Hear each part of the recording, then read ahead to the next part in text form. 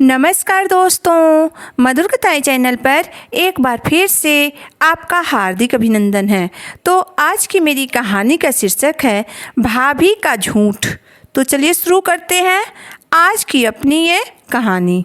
आज रुचि ने अपनी भाभी अमृता के पास फ़ोन करके पूछा, भाभी मैंने राखी भेजी थी, आप लोगों को मिल गई या नहीं?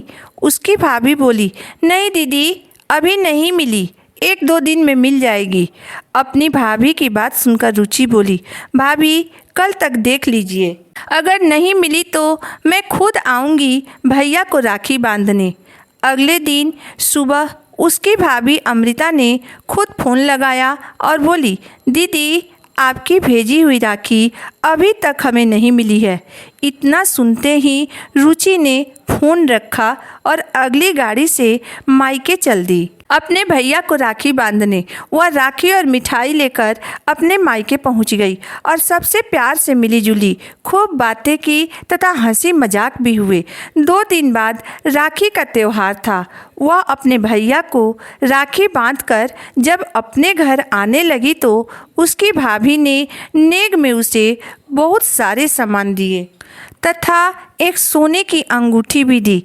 जब वह अपनी माँ से विदा लेने लगी तो उसकी माँ ने शिकायत के लहजे में कहा, बेटा क्या तुझे मेरा ख्याल नहीं आता है या नहीं सोचती है कि अब तुम्हारी माँ कैसी होगी?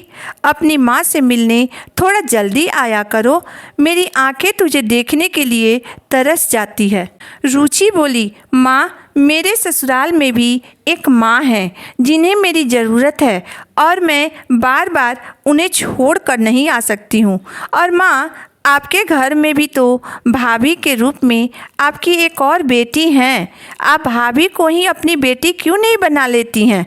तब उसकी माँ अपनी आंखों में आंसू भर कर बोली, बेटा सचमुच तुम्हारी भाभी मेरा बहुत ख्याल रखती है। जानती है बेटा, तुझे बुलाने के लिए तुम्हारी भाभी ने तुझसे झूठ बोला था कि राखी नहीं मिली है। तुम्हारी राखी तो हमें 1 सप्ताह पहले ही मिल गई थी, लेकिन उसने हम सबको भी तुम्हें बताने के लिए मना कर दिया था। वह बोली, बहुत दिन हो गया दीदी को देखे हुए, कम से कम राखी बांधने के बहाने इस बार हमें दीदी को मायके बुलाना है, क्योंकि वह बहुत दिनों से मायके नहीं आई हैं। अपनी माँ की बात सुनकर रुचि के आंखों में आंसू भर गए और वह मन ही मन भगवान से प्रार्थना करने लगी कि भगवान ऐसी भाभी सभी बहनों को देना ताकि किसी भी बहन को अपने मायके आने के लिए न तरसना पड़े। फिर वह रास्ते भर अपने मायके की मीठी यादों में खोई रही। वह वापस कब अपने ससुराल पहुंच गई उसे पता ही नहीं चला। दोस्तों, भाभी भी किसी की ननद होती हैं। अगर आज ससुराल में वह अपने ननद के साथ गलत व्यवहार करेंगी तो कल उसके मायके में भी उसकी भाभी उसके साथ गलत व्यवहार करेंगी। इसलिए दोस्तों, कभी भी अपने बहन बेटियों के साथ गलत व्यवहार या उनकी अपमान मत करिए। तो कैसी लगी मेरी आज की कहानी, आप मुझे ज़रूर बताइएगा। दोस्तों, आपका एक कमेंट हमें आपके लिए रोज़ रोज़ नई कहानी लाने के लिए प्रोत्साहित करता है।